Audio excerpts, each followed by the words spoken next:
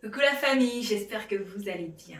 Alors aujourd'hui, je vais parler d'un sujet avec vous. Et ce sujet-là s'intitule « Doit-on prier pour voir la volonté de Dieu pour notre vie s'accomplir dans notre vie ?» Si vous ne comprenez pas, pour faire simple. Donc en français simple, en français ivoirien, est-ce que tu dois prier pour quelque chose que Dieu a dit que lui-même va te donner? Quelque chose même que tu n'as pas demandé, ou peut-être que tu as demandé, tu as reçu une prophétie, tu as reçu une vision, un message et tout ça, pour quelque chose que tu vas recevoir, quelque chose que tu vas devenir, mais tu ne vois pas ces choses à se réaliser et on te dit que tu dois prier, tu dois te faire jeûner, faire des combats spirituels, faire des retraites, tu ne comprends pas, alors que c'est Dieu lui-même qui va te donner et tu te poses cette question.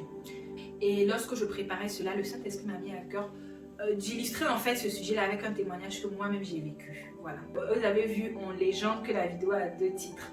J'ai mis mon visa fond part 2 parce qu'il y a déjà eu une part 1. Il y a déjà eu une première partie que j'ai racontée à propos d'un visa que je cherchais à avoir. Et cette histoire a édifié tellement de gens. J'ai reçu tellement de messages, tellement de témoignages. C'est vraiment, je bénis le Seigneur pour toutes ces personnes qui m'ont écrit pour me raconter des histoires similaires. Vraiment, que Dieu vous bénisse et j'espère qu'il vous ouvrira les portes que vous espérez avoir devant vous et même beaucoup plus. Il y a aussi des gens qui me posaient des questions à savoir comment finalement j'ai fait pour venir, est-ce que j'ai pu venir, comment est-ce que j'ai fait pour arriver en Europe et tout ça. Donc je vais vous raconter comment je suis arrivée ici à Dublin. Quand je me suis mariée, mon époux vivait en Irlande, à Dublin. En parenthèse, ceux qui ne savent pas où est l'Irlande, où est Dublin, c'est quoi Dublin, c'est quel pays c'est encore là. J'ai fait une vidéo spécialement pour ça sur ma chaîne YouTube. Donc si vous voulez savoir là, allez sur ma chaîne YouTube, vous allez voir la vidéo. Allez-y, fermeture de la parenthèse. Donc quand je me suis mariée, mon époux, quand j'ai rencontré mon mari, tout ça, on s'est rencontrés, lui il était à Dublin et moi j'étais en Côte d'Ivoire. Donc on s'est mariés et du point de vue professionnel, il était plus bénéfique pour moi d'aller là-bas que lui de venir en Côte d'Ivoire en fait. Mais moi j'avais une très bonne situation en Côte d'Ivoire. J'avais tellement galéré pour avoir une situation comme celle que j'avais que je n'étais pas prête à laisser tout ça pour partir. Je voulais vraiment enjoy, je voulais vraiment profiter de cette grâce et bénédiction, des portes que Dieu a commencé à ouvrir dans ma vie. Franchement, la vie commençait à être trop magique pour mon Côte d'Ivoire, pour que je puisse laisser ça pour aller dans un pays que je ne connais pas. Je faisais partie de ce petit groupe de personnes pour qui l'Europe, c'était pas une finalité, c'était pas une fin en soi en fait. Donc je ne considérais pas en fait cette opportunité que Dieu était en train d'apporter dans ma vie. Du coup, j'étais pas très chaude. Mais après discussion et tout ça avec mon mari et tout, qui m'a rassuré que professionnellement j'allais me retrouver et tout ça, j'ai dit ok, il n'y a pas de souci. Après mon mariage et tout ça, quelques semaines après mon mari, on a décidé de commencer à faire les démarches administratives pour que je puisse le rejoindre. Donc étant donné qu'il n'y a pas d'ambassade d'Irlande en Côte d'Ivoire, et l'ambassade d'Irlande la plus proche se trouvait au Nigeria. Donc on a décidé de passer par la France. Et en France, une fois arrivée en France, j'allais faire mes papiers pour rejoindre mon mari en Irlande. On se disait que ça allait vraiment être de l'eau à boire, c'est facile. Mon mari, on est mariés, mon mari a la citoyenneté, il a la double citoyenneté, il a la double nationalité. Du coup, ça va être de l'eau à boire de pouvoir faire les papiers et partir. Et j'ai fait la première demande. Je vais récupérer mon visa une semaine après. Donc j'ai reçu le message sur les récupérer mon visa. J'arrive à l'ambassade, je prends mon passeport, j'ouvre, il n'y a pas de visa dedans. Il n'y a pas de visa. Et quand ils te refusent le visa, ils te donnent une lettre en fait pour te donner l'une des raisons. Donc la raison qu'ils ont donnée, c'était vraiment une raison, un truc banal, un document qu'on avait mais qu'ils n'avaient pas demandé sur la liste. En fait, donc on n'a pas fourni parce qu'ils n'avaient pas demandé le document. C'était vraiment un document même qu'on n'a pas considéré. Du coup, je suis revenue vers mon mari, je lui ai expliqué, il a dit ok, on va attendre 2 semaines avant de refaire une nouvelle demande. Donc on a attendu 2 semaines et tout ça. Et on a relancé une nouvelle demande. Et à ce moment-là, j'ai annoncé au fait au travail, mon mari m'a dit bon, annonce déjà que tu dois partir parce que dès que ton visa sort, tu as 1 ou 2 semaines pour faire tes affaires et puis pour me rejoindre. J'ai dit ok, il n'y a pas de problème. Bon, laisse-moi finir ce 2e mois-là, ce dernier mois, à la fin du mois, je vais annoncer. Ça faisait déjà 2 mois qu'on avait entamé les démarches. Donc la semaine où je devais annoncer ma démission, c'était la semaine où je devais aller chercher mon passeport à l'ambassade. Donc je suis allée chercher. J'arrive à l'ambassade, je prends mon passeport encore. Échec. Et il dit, aïe. Il donne la raison. C'est un autre document même. Franchement, une lettre, il voulait une lettre manuscrite de je ne sais pas quoi que mon mari doit écrire. Franchement, je dis, mais attends. Pourquoi il ne demande pas tous les documents en même temps? Il ne demande pas ces documents qui viennent. Il demande des documents qu'on donne et il nous refuse des documents qu'il ne demande pas. J'ai dit, bon, cette histoire a commencé à devenir compliquée. Donc mon mari a dit, ok. On On s'est renseigné auprès de mon beau-frère qui nous a conseillé quelqu'un qui a l'habitude de faire les papiers, tout ça. Donc on a commencé à faire les papiers avec mon mari.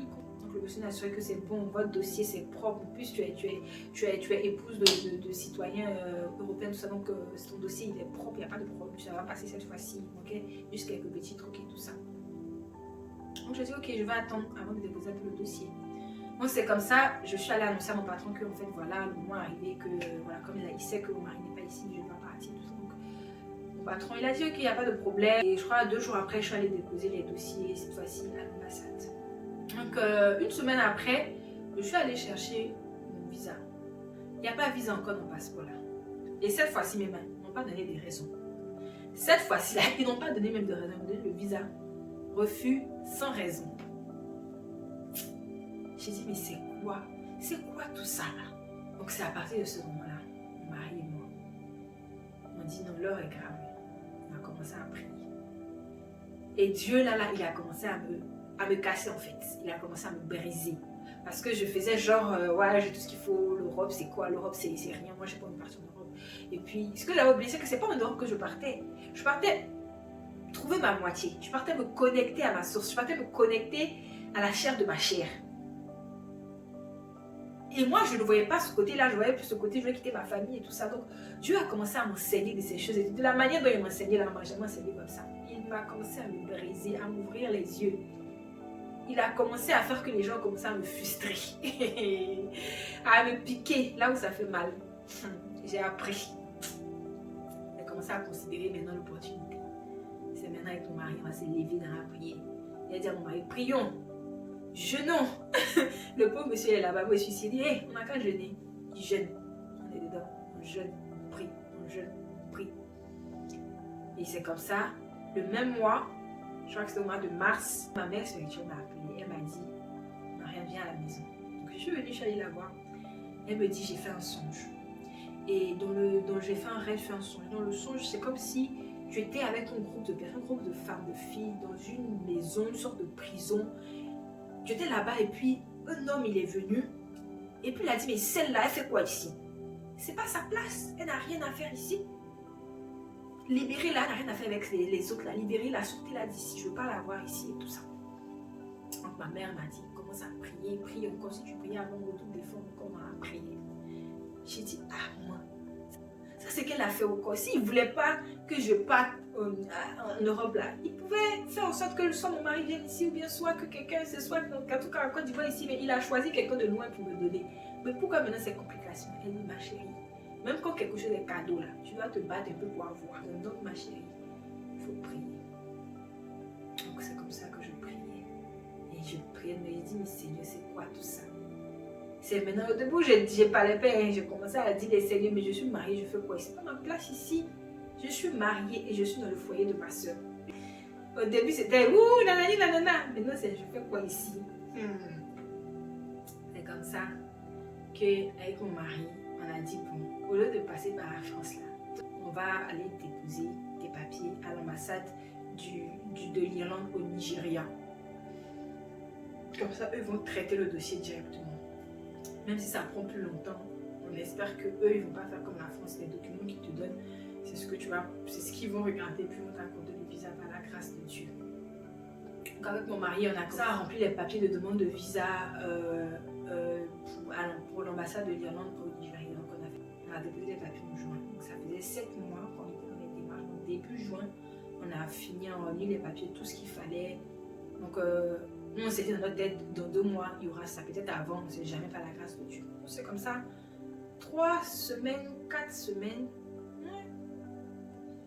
Le lundi, j'étais au téléphone avec mon mari et puis on finissait de parler. Puis il m'a dit bonjour, j'ai une réunion, je vais. Donc il est parti. Moi, je suis allée dans la chambre pour me reposer un peu. Le téléphone sonne. Je vois un numéro long comme ça, je ne sais pas d'où le numéro vient. Donc je décroche le téléphone. Hello, it's Mrs. Abi. Il y a un anglais dans mon oreille. Il y a un anglais dans mon oreille. Il dit oui, c'est moi. Avec mon anglais que je connaissais à l'époque. Et maintenant, il est tué. Donc, mon anglais basique de l'époque. Yes, it's me. Ok, juste pour vous informer que votre demande de visa a été approuvée. Elle a dit approve. Elle a parlé dans tout ce qu'elle a dit. Elle Elle a dit approved. Approve là. Je connaissais pas l'anglais, mais son approve là. J'ai compris. J'ai compris approve là. Quand elle a dit approve, tout le reste, ça ne m'intéressait plus. Il dit, attendez, my visa is okay. Elle dit, yes, it's approved, you can send it. Il dit, sorry madame. J'ai dit, madame, excusez-moi, c'est votre numéro. Elle dit, ok. Il dit, mon mari il comprend bien l'anglais, il va vous appeler, vous allez bien lui expliquer ce qu'on doit faire. Elle a dit, il n'y a pas de problème. Dès que j'ai raccroché, j'ai crié dans ma chambre. Et quand je suis sortie, ma sœur elle a dit, on dirait, je ne sais pas si elle était dans la chambre, en tout cas j'ai crié. Quand je suis sortie, elle a dit, c'est bon. Et je suis tombée dans les bras de ma soeur. J'ai commencé à pleurer. Elle a commencé à louer le Seigneur. Moi aussi, j'ai commencé à pleurer. Moi, je pleurais. Je ne pouvais même pas dire quelque chose, je pleurais. Quand j'ai fini de pleurer avec ma soeur, j'ai appelé mon mari et tout ça. Le monsieur, il était envoyé. Il me dit, ah bébé, je suis revenu, il te rappelle. Il dit, ah bébé, tu peux me rappeler. C'est sorti. Il dit, quoi, sorti? Il dit, bébé, c'est bon. Il dit, le visa. Il dit, oui. Le monsieur, il a commencé à chanter en entier dans le bureau des gens. Il a oublié. Il était en réunion. Et vraiment, c'était un jour vraiment que je ne peux pas oublier. C'était une belle journée, franchement.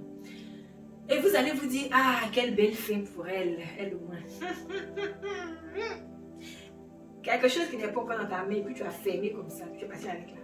On va dire que tu as ça encore. C'est parti. Le diable ne se repose pas. Le diable ne se repose jamais.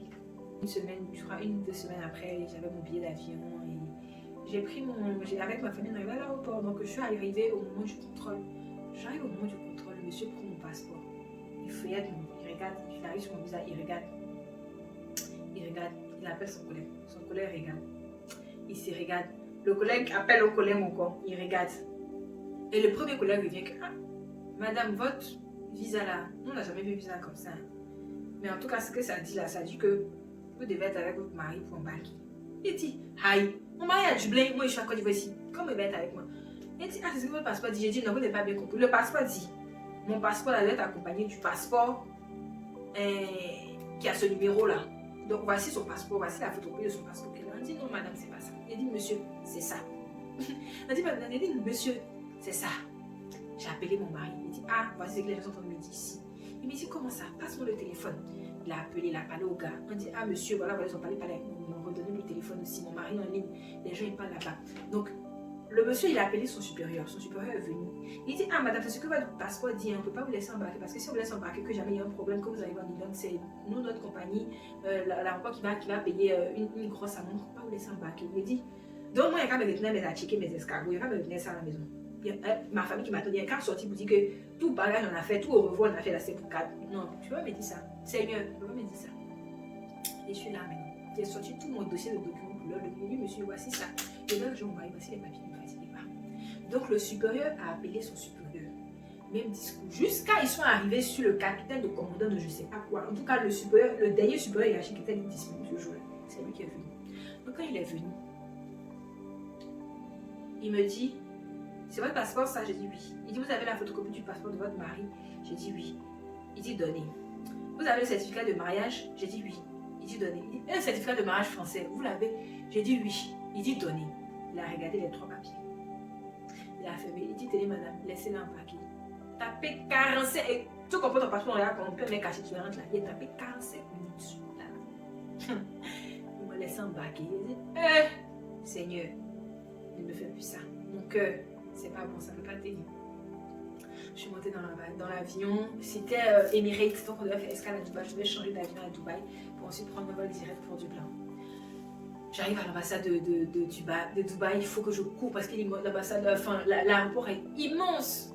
Arrivé à l'aéroport est immense. Pour changer de vol, il faut que je cours. Donc je cours, je suis arrivée. Quand je suis arrivée, à peine, ils venaient d'ouvrir l'embarquement en fait. Donc j'étais l'une des premières à passer. J'arrive là-bas, je donne mon passeport.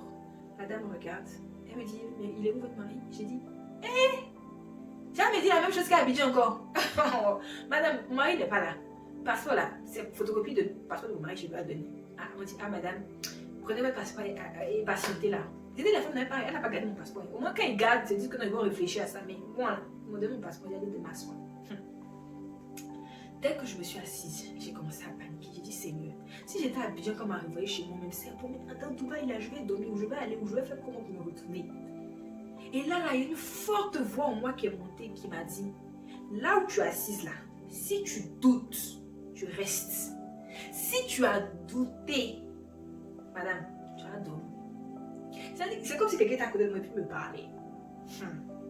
Donc là, j'ai commencé à prier. Je ne priais plus pour qu'on me laisse partir. Je priais pour ne pas que le doute vienne en moi. Parce que c'est le doute, c'est sa vie qui m'a gâté mon affaire. Donc j'étais là maintenant. J'ai commencé à réciter les versets. La Bible dit que tu ne vas pas donner l'esprit de peur, mais l'esprit de courage, de force et de sagesse. Oh Seigneur, donne-moi la force. Je commençais à réciter de mon cœur là-bas. Jusqu'à... Je vois les gens embarquent. Le point de l'embarquement se vide. Les gens embarquent. Je me suis levée en bouche. Je dis, mais madame, qu'est-ce qui se passe? Vous m'avez fait m'asseoir, vous ne me regardez pas. Elle dit, madame, j'attendais que mon supérieur vienne me donner. Mon collègue va jeter un coup d'œil. Ils ont pris mon passeport. Madame, asseyez-vous, on va jeter un coup d'œil. On fera signe quand c'est bon. Donc ils ont pris le passeport, puis je les attends, c'est passé mon passeport là-bas. Ils regardent ici, l'autre regarde ici, l'autre sort, l'autre va là-bas, l'autre va ici, l'autre vient ici. Moi je suis là, puis j'ai dit que le doute ne m'habite pas. Cette fois-là, il n'y a pas appelé mon mari, il dit, je vais gérer ça seul. Je ne panique pas, j'appelle personne. Avion, il est monté dedans, il est parti. Jusqu'à, le monsieur me dit, bon madame, votre passeport dit que vous devez être accompagné de votre mari. Bon, vu que là vous êtes arrivé jusque-là, vous venez d'Abidjan, vous venez d'arriver jusque-là, on va appeler le service d'immigration en Irlande pour savoir ce qu'il en est. J'ai dit, immigration et quand sont en Irlande, appelez. Je suis assise, je les attends. Le monsieur est allé jusqu'à mon passeport. Il dit, madame, excusez-nous pour vous embarquer. J'ai dit, tout ça, pour ça, tout ça, pour ça. Je dis, Seigneur, tu joues à cœur de l'homme. Je suis montée dans l'avion. Cette fois-ci, direct, Irlande, je suis arrivée pour rejoindre mon amour. J'ai dit, je vous ai raconté cette histoire en fait pour vous dire qu'en fait, même si Dieu vous a promis quelque chose, même si Dieu vous a dit il va vous donner quelque chose, même que vous n'avez pas demandé, et vous l'a dit dans un songe, dans une prophétie, que vous aurez telle ou telle chose, vous serez telle ou telle personne, vous pensez que vous ne devez pas vous battre pour avoir ça. Vous pensez que vous devez vous asseoir là comme ça et puis la chose va venir à vous. Je suis désolée. Quand Dieu veut te donner quelque chose, normalement quand il donne, c'est pour toujours. C'est la méchanceté de l'homme qui fait que quand il te donne quelque chose après, plus tard tu perds. Dieu ne veut pas donner quelque chose pour reprendre après. Il veut vous donner quelque chose quand il va vous donner pour que ça reste toute la vie jusqu'à ce qu'il vous rappelle.